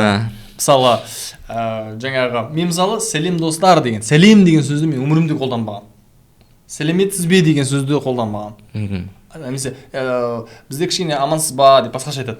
Одан кейін мысалы қаңтар, дүйсенбі, ау деп айтылмайды. Мысалы демалыс күндері деп мен қолданбағам. Мен мысалы инстаграмда ешкіммен амандаспаймын. Сразу түсіре беремін мен. Сразу мысалы. Мен уже кетіп баратырмын, келе жатырмын. Просто азанда доброе утро деймін. Болды, басқа еш нәрсе айтпаймын да. Одан кейін да машинаңыз немен сап-сары қылсаңыз. Таксист болып жүрсіз бе?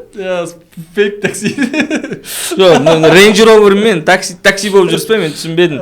Немене сап-сары қылсаңыз, мен мысалы сізді бір-екі гостиницаның алдында көріп қалдым. Такси сияқты көрдім ұзақтан. VIP такси. Жоқ, гостиницаның алдында не істеп жүр деп ойланып қалдым. Гостиницаның алдында. Иә, гостиницаның алдында да. Сингл ма? Так что нормально, гостиница. Ең соңғы рет. Одан кейін ресторандардың қасында көріп қалдым.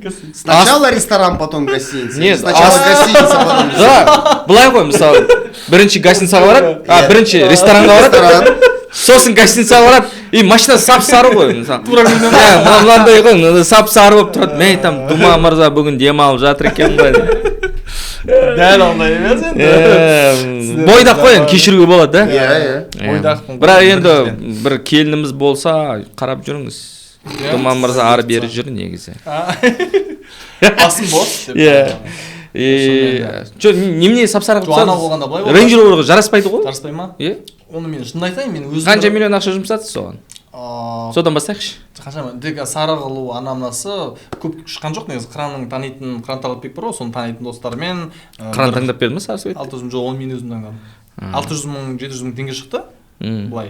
Мен өзім алғаш рет істеп жатырмын. Оны мен өзім бір машина жақсы көретін адам емеспін негізі да. Америкада ешкім машинасына қарамай. Мен де сондаймын, ау деп жүрсе болды маған, жүре беремін мен да. Сосын Қыран айтты енді, мен нетке жатырмын, давай жасайсың ба деп. Сосын давай деді, мен маған қызық қой. Сосын қандай түс қарайсың деді. Ол біраз өңдер маған түстер жіберді осындай деп. Сосын қарап отырамын, бір машинаны көріп қаламын да, ол Range Rover болып тұрады да. Сосын сары өң дәл осы сияқты. Бірақ оның ана дискісі қап-қара әдемі болып тұр да, ол мен дискісін өзгертіп үлгере алмай жатырмын, уақытым шықпай жатыр. Сонымен енді әдемі көрінеді суреттен. Сонымен жасатамын. Бірінші рет қой енді. Солай болып қалды.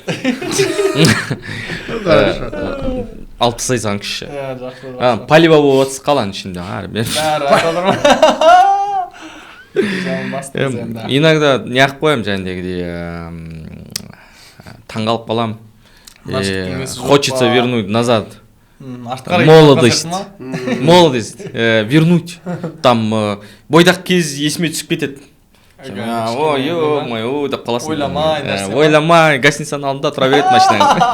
Дәл енді гостиница. Че там дальше? Талат едіңіз ғой. Талат едіңіз ғой. Талат. Иә, талап жатырмын мен. Бірақ енді сары дегенге шынымен көп адам айтты, енді такси сияқты деп маған жазды. Шынымен де енді ойлап тұрмын, енді алып тастау керек па деп ойлап қалдым. Алып тастасаңызшы. Өзінің түсі негізі ақ түсті. Бірақ мен енді машинаға қызығушылық пайда болып жатыр. Тесла аламын ба деген ой бар. Қалай қарайсыздар? Тесла жақсы. Сіздің стиліңізге мысалы Тесла дұрыс келеді. Одан кейін мысалы сіздің стиліңізге мынандай кофе емес Starbucks тұру керек мысалы американский. Сондай өзінің бір мелочпен ауыру керек. Ол үшін сондай нәрселерді істеу керек болса Нариман жалдасаңыз болады. Нариман көмектеседі сізге сол жақтарынан да. Сондай ақылдарыңызды айта отырыңыздар. Мен негізі сатушымын. Мен негізі бизнеске қалай келдім? Мен любой нәрсені көп сата аламын. Қолыма бір нәрсе берсе, сат десе сатып жіберемін мысалы. Сол сияқты. Бұл кісі маркетинг. Маркетинг, мен Нариманта сатып жіберемін иногда. Аламда бір компанияға сатып жіберемін, сол мен өзім контентсіз қалып кетемін. Сол сияқты ғой. Иә. Жоқ, ол дұрыс қой, сатып үйренген. Ол үлкен өнер менің ойымша да. Қазір BMW мінесіз. BMW мінесіз да? BMW. Деші ме? BMW. чего BMW. Машина. BMW аха Машина, да. Бізде ана жақтан BMW деп айтады ғой. BMW да Иә, BMW мінесің да? BMW қандай? BMW. X5 X5. Ол қаншаның машинасы өзі жалпы? Э, Мен машина жағын ең соңғы кузов Кузов ол бір 50 миллион, 60 миллион. 40 миллион тұрады. 40 миллион да. Сіз қандай машина мінесіз? Менде Xiaomi самокат бар. Машина жоқ. Окей. Как Tesla, только чуть-чуть дешевле. Тесланың кішкене жоғары ма? кәдімгі самокат қой электронный Мен түсінбей отырмын ғой. Қандай машина екенін түсінбей отырмын ғой. Жақсы. Менде сондай бір ой бар, енді Tesla аламын ба деген ой бар. Көремін. Енді ағама сөйлесіп отырмын ана жақтан Америкада ғой, мен күн ағам соғысқа жіберуге. Бір мотоцикл аламын ба деген ой бар. В Америке, да?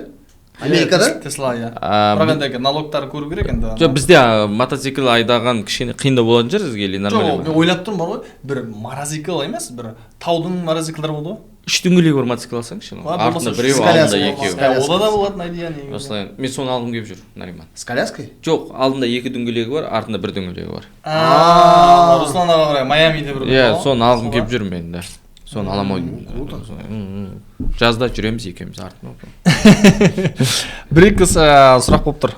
Сіздікі енді дәстүрлі бизнес. Дәстүрлі де traditional. Traditional. Иә, Традиционный. Сіздікі енді өнер саласы. Иә. Айырмашылық қалай?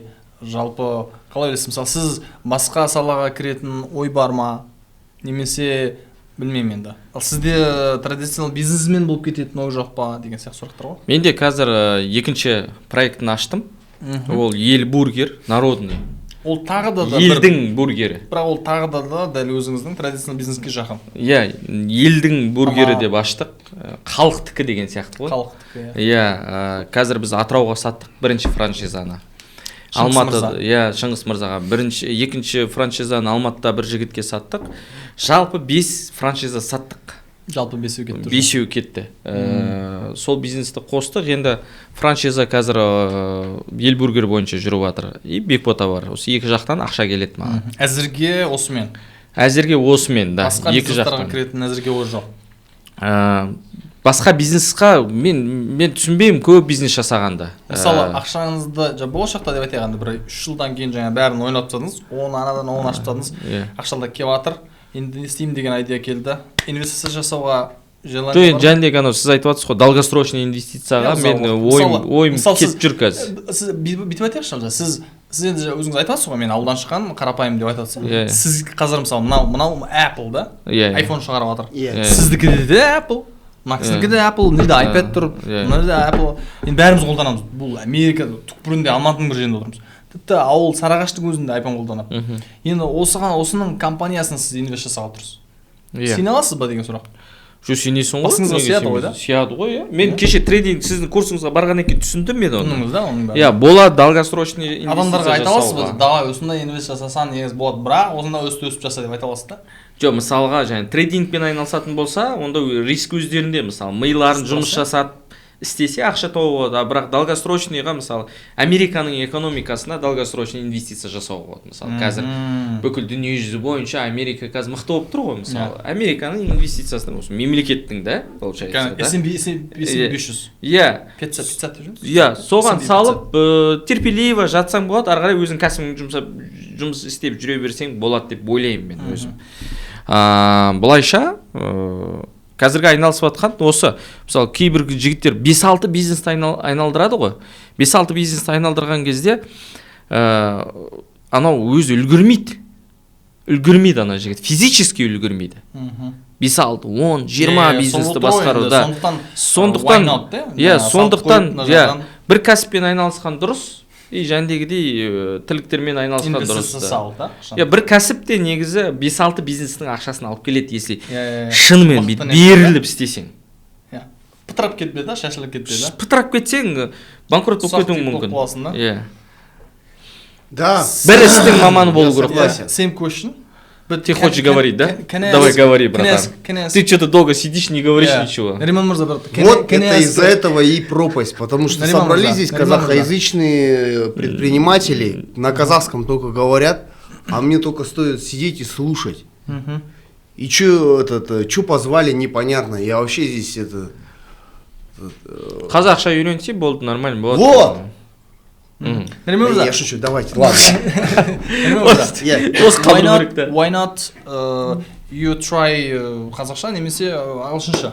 Өйткені ойлап тұрмын, адамдарға егер сіз орысша сөйлесеңіз, typical болып қалады. Окей. Егер сіз қазақша немесе ағылшынша сөйлесеңіз, олардың құлағына қалып қаласыз деп ойлап тұрмын да енді. Мүмкін сіздің фишкаңыз болады деп жаңа айтып жатыр ғой жаңа. Why not break-ті сондай нәрсені да? Like егер сіз жаңа басыңыздағы break. Мен түсінбеймін, да? Break, мен түсінбеймін. Break деген бұзып тастау да. Иә. Жаңағы сұрақ, same question. Why not? Is there any way that you can answer қазақша немесе ағылшынша? Мен де түсіне аламын деген сияқты ғой. Аха, жай. Same question жаңағы Нұрекеңе сұрақ. Қандай сұрақ? Сұрақ болған кезде былай. Қазіргі жағдайда traditional business, да? Yes. This is. Yours is content making, this art. Creative business. Creative business and what about what's the difference and is there any way do you have any plan to maybe start some business, traditional businesses? Do you have any plan start some business? Also, what do you think about the difference, traditional business and the info business or whatever the business that you and me doing? If any traditional business not make a creative work, they die. Да? You know, I am working cinemas theater, but now all traditional cinemas theater is dying because people go not traditional cinema, but in TRC, Mega.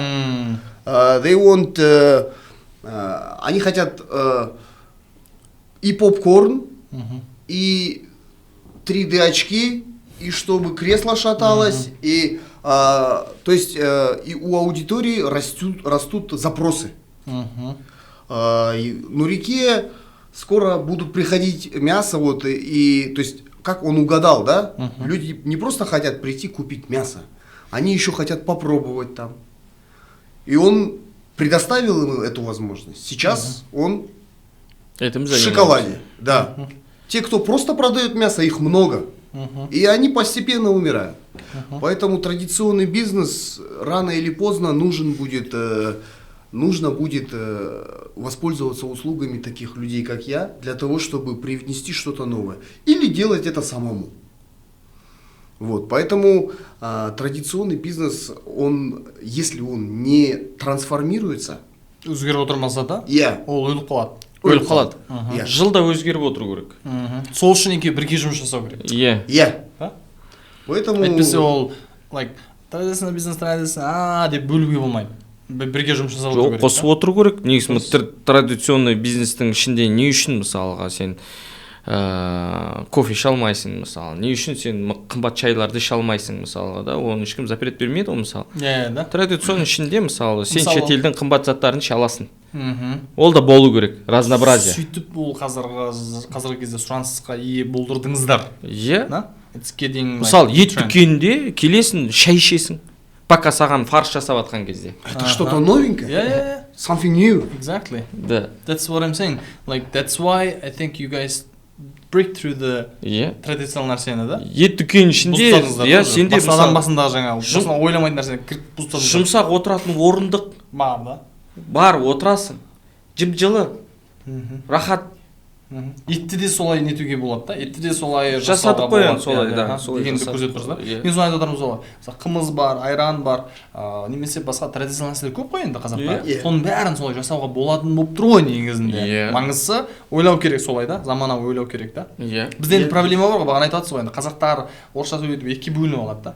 Қазақтарда қазақша сөйлейтін аудитория, енді қазақша сөйлейтін деп айтайықшы, бір проблема да, жалпы кішкене сондай overthinking кейбір нәрселерді мысалы, жаңағы өте халал ма, харам ба, немесе жаңағы бір нәрсені болмайды деген сияқты, дәстүр бүйтуге болмайды, сөйтуге болмайды деп блок тастап тастаған. Көп жағдайларда. Сондықтан мен ойлап тұрмын, кейбір нәрселер бизнес, кейбір нелер жүрмей жатыр. Жоқ, Ойлайсыздар ма оған? мысалға сізде мысалы сіз енді Монғолиядан келдіңіз да. Монғолиядан бірінші Америкаға бардыңыз. Америкадан Қазақстанға келдіңіз. Енді Монғолия мен Қазақстанды салыстырғанда екеуінің экономикасы қаншалықты мысалы бөлек. Мысалы Монғолия енді біз Монғолиядан қанша жыл алдамыз біз? Енді мен айтайын да. Қалай айта аласыз? Мысалы біздің экономика Монғолиядан жоғары ма или төмен ба? Окей. Қысқаша айтатын болсам, экономика Қазақстан 100% жоғары.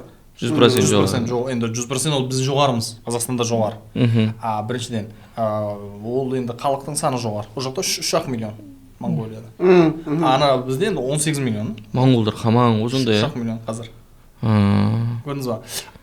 Оның сыртында енді экономика не жағынан бізде әңгіме жоқ үлкен, ана бірақ ол жақта халық санымыз да көп. Халық санымыз да көп, сондықтан жоғары енді ол. Гарантия 18 миллион мен 3 миллион екен қайта ойлағанда да айырмашылық шығады ғой экономикада.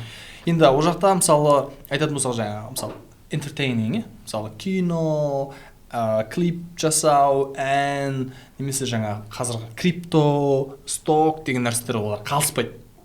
Жақсы ол жақта. Жақсы оларда бәрі де ол жақта бізбен ұқсас деңгейде олар мықты. Мысалы крипто ол жақта мықты. Қазір уже дамып кеткен да. Дүние жүзіне шығып жатыр олар уже. Мықты ол жақта. Больше, чем в Казахстане. Енді даму жағынан. Өйткені олар халық саны жағдай жақсы болмаған кезде халық көп жұмыс жасай бастайды. Бірақ ақша жағынан айтатын болсақ, Қазақстанда жағдайы бар адамдар көбірек менің ойымша. Бізде көп қой. Өйткені қандай бизнес ашсаң, Қазақстанда жүреді негізі. Мен ойлаймын жаңа Қазақстанда жаңа адамдар тек қана көре алмайды оны.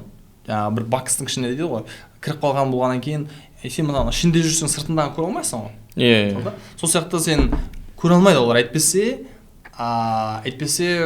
Қазақстанда жұмыс көп, мүмкіндіктер көп. Opportunity lot. Енді қараңыздар да, енді мысалы Думан мырза Монғолиядан келді, мысалы біздің қазақ жігіттерде Думан мырзадан да көп возможность болып тұр ғой. Возможность көп болып тұр ғой, сізден де көп мысалы. Ойлаңызшы, Монғолияда мысалы экономикасы Қазақстанға қарағанда төменірек, халық саны аз, бірақ сол жақтан шығып Америкаға барып, Америкадан Қазақстанға келіп тұр. Тірлік жасау үшін адам жәндегі әдемі өмір сүру үшін, ақша табу үшін өзі кінәлі деп ойлаймын мен. Просто қиналу керек, жұмыс істеу керек. Қимылдау керек. Сәл қиналады, беріле салады осылай. Это не мое. Это не мое, болды да. Сылтау табылады. Бұл менің емес екен, істесе сен көр, істе, көр. Дұрыс. Тез түсіп бере ма, сондай нелер бар жастарда. Енді о жақта бар ғой, бір қызық нәрсе айтайын. О жақта дін қатты емес. Қатты дінге берілмейді. О жақта христиан да бар, қазір христиан көбейіп кетті. Негізгі діндері буддизм ғой. Олар үшін мұсылман емес. Сосын ол жастар вообще дін қолданбайды.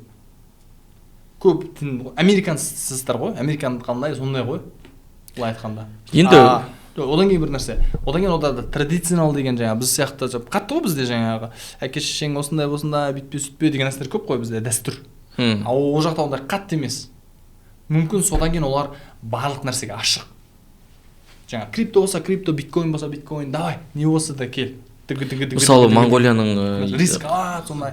Халқына қиын емес па? Мысалы басқа елдерге барады, мысалы олар енді қырып жойды ғой бәрін кезінде. Оларға жаман көзбен қарап солай. Енді Америкада, Монғолияда көп, Денвер қаласында мен тұрған, Чикагода көп, бірақ мен дәл үйтіп қараған адамдарды көрмедім. Нормально, да? Керісінше, Кингисхан ол тарих деп, Кингисханның ұрпағы деп қайта танып жатады сол негізінде. Жаман жағынан өз басым көрмедім. Бірақ енді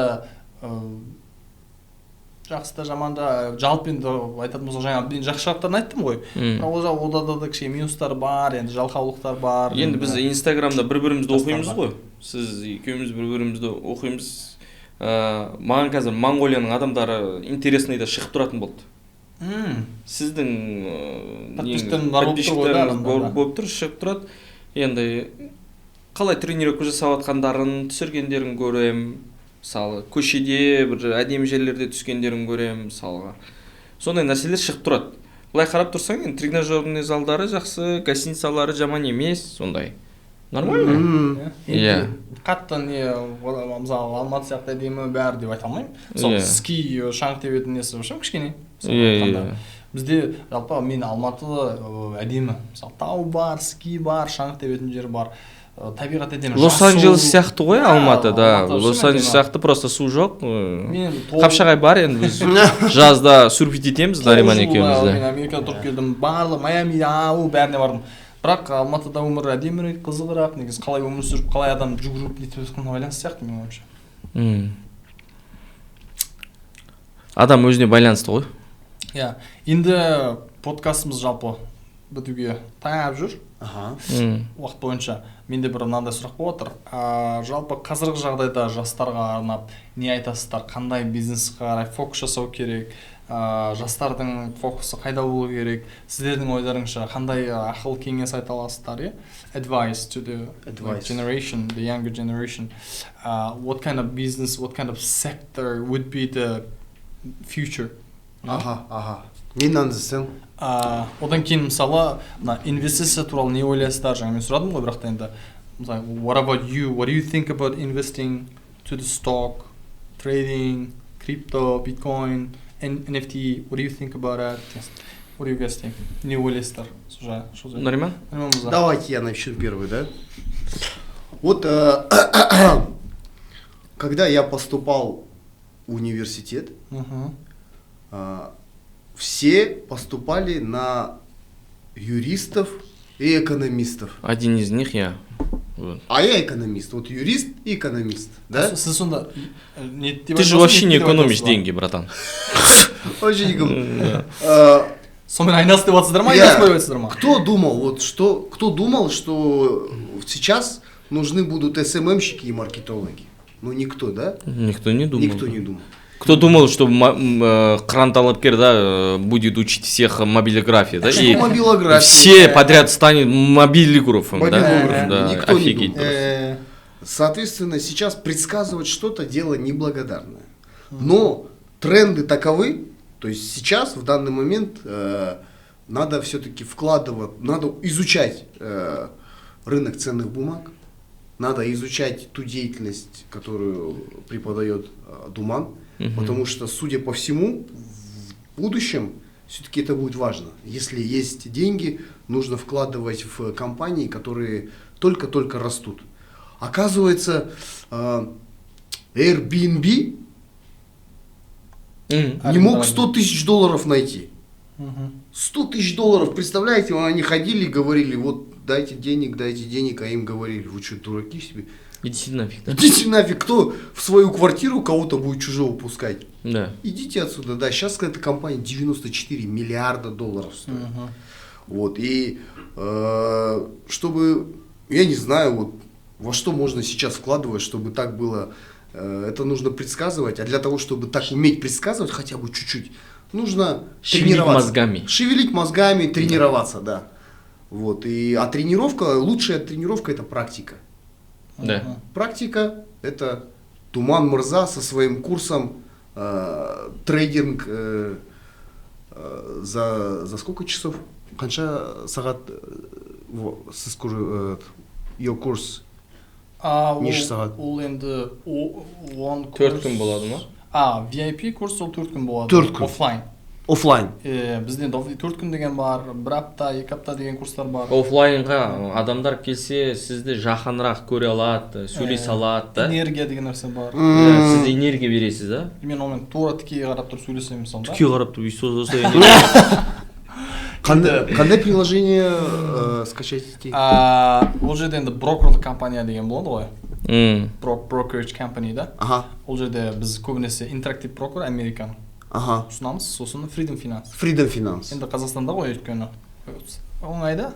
Call, дез. Что там деп, Что там деп, шот ашуға болды. Банкте шот ашқанмен бірде ғой. Bank account, қалай шот ашасыз, сол сияқты. И можно начать $1, да? Или $100, да? $1 акция сатып ала алмайсыз. Бірақ енді $100 акция сатып аласыз. $100. Иә. $1 сатып алуға бола ма? Болады. бірақ ол жерде комиссияның өзі кішкене жоғары болып кетеді да. А комиссия Американың брокерларында комиссия алмайды. $100 мысалы бір 2 акция алуға болады, нормал компаниялар Coca-Cola'ның бір 2-3 акциясын алуға болады мысалы да. А жалпы былай түсіну керек. Инвестиция деген нәрсе ол кішкене ақшамен жасалынатын нәрсе. Мысалы $100 мен бүйтіп $200 жасаймын деген ол өтірік нәрсе. Ол өтірік нәрсе. Ондай бүйтіп ойламау керек. Екі түрлі нәрсе бар да. Инвестиция ол кәдімгі артық ақшамен жасалынатын нәрсе. Менде артық ақша бар. Мысалы менде артық $5,000-10,000 бар. Мен соны салып қоямын ұзақ уақытқа. Инвестиция ақша жасаймын. Ал менде $2,000-3,000 бар. Сонымен мен қысқа уақытта риск ала отырып, same time, тәуекел. Мен ақша жасауға тырысамын. Оған тәжірибе керек, білім керек. Сол жағдайда сен ақша жасай аласың. Дегенді түсіну керек та бізге. Мысалы, мен сізге бір сұрақ қойайыншы. Мына подкастты не үшін жасап жүрсіз? Подкасты бір қой. Курс сату үшін ба? Трейдинг курсын сату үшін жасап жүрсіз ба? Не істеп жүрсіз? Неғып жүрсіз сіз бұл площадкада? Для денег, он сказал. For money. Ақша керек. Money, да. Енді былай да, біріншіден, мен енді бәрібір де нәрсенің бәрін бизнес сияқты қараймын. Енді мен өзім дуйт болғыңыз келіп жүр ма? Дуйт болғыңыз келіп жүр ма сіз? Или Әлібеков сияқты болғыңыз келіп жүр ма? Енді біреуге еліктеп аштыңыз ба? Не болды мынаған? Ешкімге еліктеген жоқпын. Жоқ, мақсаты не мына подкасттың? Подкасттың мақсатын айта кетейін. Айтыңызшы. Подкасттың мақсатын айта кетейін. Мен сіздің энергияңыз біраз алайық. Мен келген кезде, мен өзі жалпы Қазақстан мен үшін бүйтіп сырттан мен қарай аламын. Қысқа нұсқа жауап берсеңізші. Қазақстанға мен сырттан қарай аламын. Мақсатым қазақ тілінде жалпы ақша қаражат, финансовый жағының бір мықты контенті болса екен. Талқылау, финанс жағынан. Финанс жағын талқылау. Енді мен сіздермен сразу апарып сразу тығып жүрмеймін ғой, мен өзім айта бергім келмейді. Ақша алмайсыз ғой сіз, білеміз. Сіз үйретесіз. Үйретемін. Мен сіз мысалы шақырып отырып біз трейдинг туралы айта берген, ол тағы дұрыс емес деп ойлап тұрмын ғой.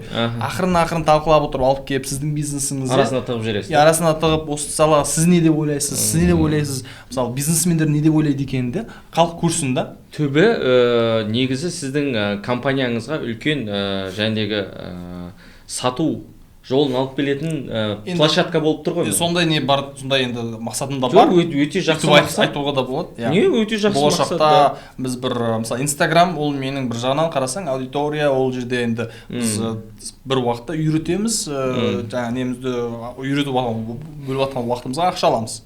Дұрыс қой. Мен уақытымды бәләпәй жыл үйренген еңбегімді біреуге неткім келмейді. Мен бір сағатым осындай тұрады деген ақша бар. Мысалы мен қазір курстарым, мысалы қымбат курстар, $1000, $2000 тұратын курстарым бар да. Бардық қой енді, $1000 курсыңызға бардық қой. Келдіңіз мысалы? Сол сияқты. $1000 тұрады. Бірақ ол жерде енді мықты пайдаланып жатқан адамдар пайдасын көріп жатыр шынымен де. Енді сол сияқты ғой. Мысалы сіз бір курсқа 30-40 адам жинайсыз да. $30-40 табасыз ба сонда кәдімгідей? Иә. Командаңыз қаншасын алып кетеді мысалға? Команда олар айлық жартысын алып кете ма? Жартысын алып деп айта алмаймын. Менде шығын көбірек маркетингға көбірек. Маркетингқа көрмедім сіз салып жатқаныңызды. Жоқ, енді маркетинг деген кезде Әлішерден аласыз да реклама? Әлішер мен контракт бар. Әлібеков реклама жасамай қойды сізді последнее время. Ол кісімен біз бір рет жұмыс жасадық енді. Ол кісінің одан кейін жұмыс жасаған жоқпыз. Өйткені біз басқа адамдарды көргіміз келді, сөйтіп жатқан кезде біраз уақыт өтіп кетті енді уже. Мен келгелі 6 ай болып қойды ғой. Келер кезде 6 ай бұрын бір Әлібеков ол кісімен бір рет жасамай қойған жоқпыз, оған ұсынған жоқпыз. Біз Өркен ағамен жұмыс жасап көрдік.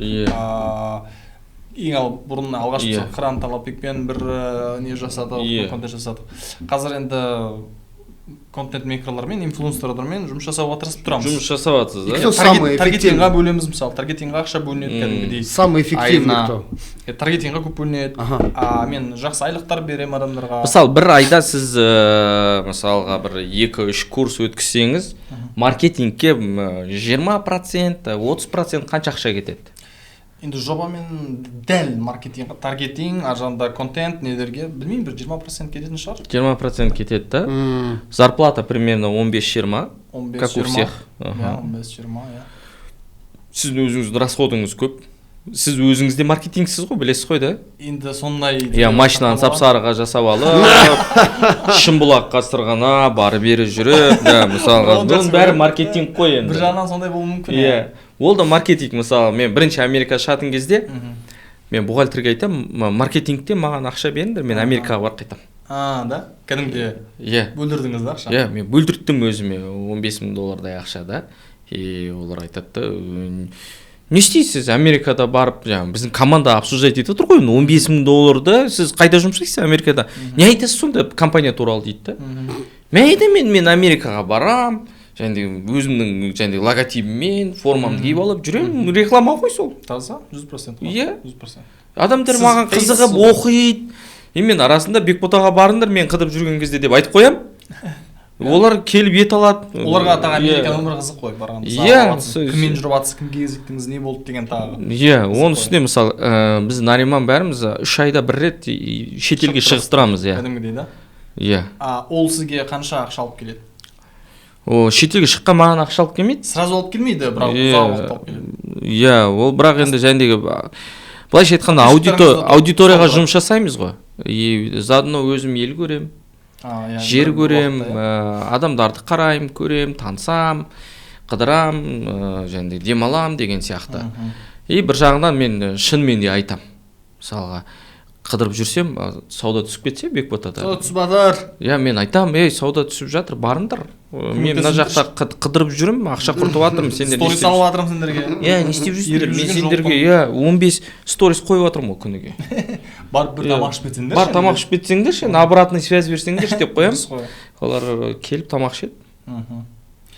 Шынымен өте қызықты не қозғадыңыз, кәдімгідей шынайы да. Сіздің стиліңіз сондай ғой, адамдар сізді солай біледі да. Шынайы деймін да енді. Көп адамдар айтпайды ғой, жаңағы нәрселерді айтпайды ғой, арт жағындағы нәрселерді да. Сіз оғанда тура айтып тұрсыз, осындай енді шынымен мен жүремін, оған ақша бөлеміз, кәдімгідей ол солай жүретін нәрсе. Бәрі солай жасап отыр ғой, шын айтқанда. Кеше біз мысалы Астанада аштық қой, Бекботаны. Астанада аштық. Обслуживание құрамайды. Сервис жоқ, анау. Бір не болып жатыр. Мен айтам, ағайындар. Астанаға Алматыдан ешкім барған жоқ. Сол Астанада сендердің адамдарың сендерге жұмыс жасап жатыр. Мен айтам, олар ақша алуды біледі, бірақ сендерге сервис жасауды білмей жатыр. Мен оған енді кінәлі емеспін. Енді шыдаңдар енді. Енді қайтем да? Қайтем енді, үйретейік, біз қарайық, көрсетейік. Сосын үйреніп кеткеннен кейін жақсы сервис болады, сол кезде кайфовать етесіңдер. Пока бәрің осыны терпеть етесіңдер. Деп айттым. Қалай болса солай. Как она есть. Да? It is what it is дейді ғой. It is what it is. Не істеймін енді, да.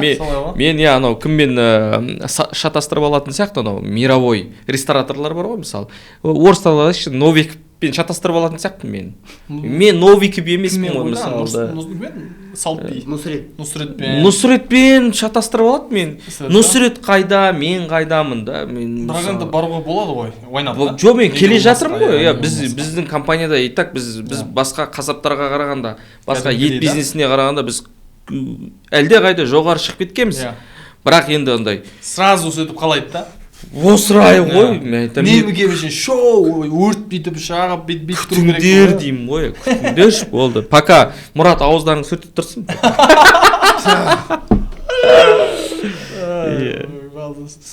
Мақта күшті. Онда үстіңкіреп бүгінгі подкасты жалпы аяқтасақ, бір ауыз сөздеріңіз болса, адамдарға, көріп отырған адамдарға, не айтасыздар жастарға? Мына камераға ма? Негізі мен подкасттарға бармаймын. Мені телеарналар шақырады, неше түрлі жігіттер шақырады. Сіз танитын көп жігіттер бар, подкаст жүргізетін. Бәрі шақырған, мен ешқайсына барған жоқпын. Мен Думан мырза өзі тілі майда солай. Осылай айтады, айтқанды істеткізіп қояды, короче. Содан Думан мырзаға келдік, подкаст жасадық. Мен бір-ақ адамға бердім, Әлібековке. Әлібековті білесіздер, Бейбітті, соған ғана бердім. Ол жерде енді бір екінші рет подкастыңыз мен. Екінші подкастым сізбен болып тұр енді. Вот солай да. Енді жастарға айтатын және не болса, және мен өзімді бір ақылдымын деп есептемеймін. осы бір еңбекқорсыз. иә, мен еңбек жасағанды жақсы көремін. И жастарға бір ақ нәрсе айта аламын, өз ісінің маманы болу керек.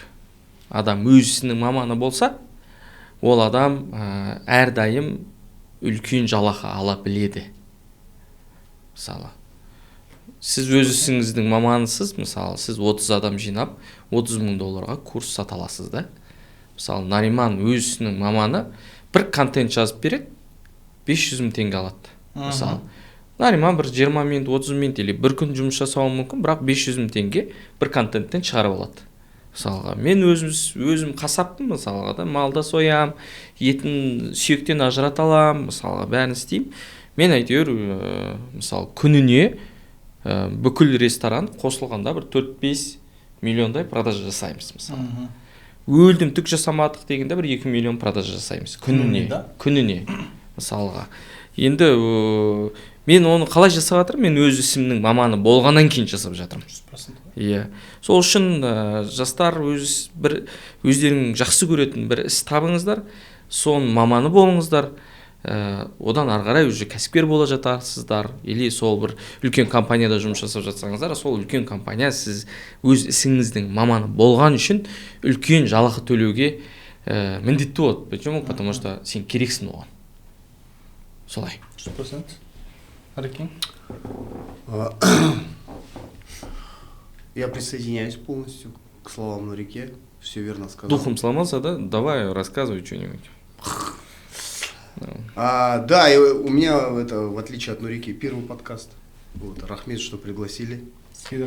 Вот, я на самом деле очень рад знакомству с тобой, Думан, потому что ты действительно необычный человек. Казах, который родился в Монголии, поехал в Америку, там жил, обучился трейдингу и приехал в Казахстан для того, чтобы обучить этому. Выживал, да, мощно выживал. Охренеть просто. Целая история. Еще мы встретились в Америке, ты нас угостил стейками и потом познакомил вот с собой.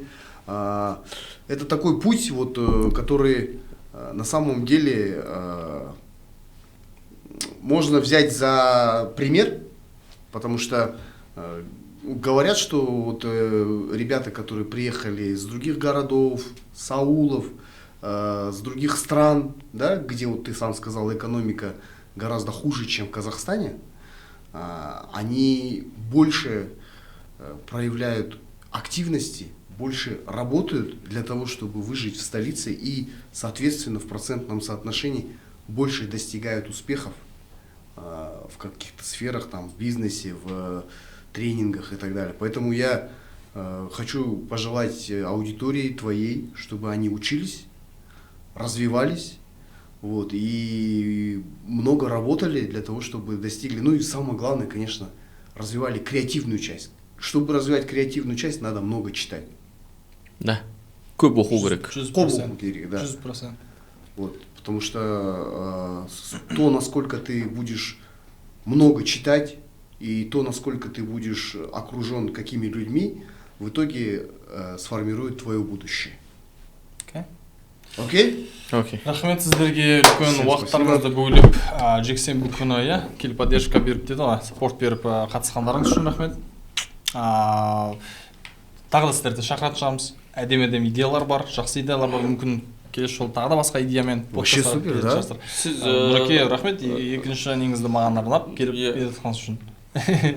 Жақсы подкаст болды деп ойлаймын. Өте жақсы подкаст болды. Еркін форматта. Сіздер енді subscribe жасап, басып, комментарияңызды жазып жіберіңіздер. Келесі подкастта кездескенше. Peace.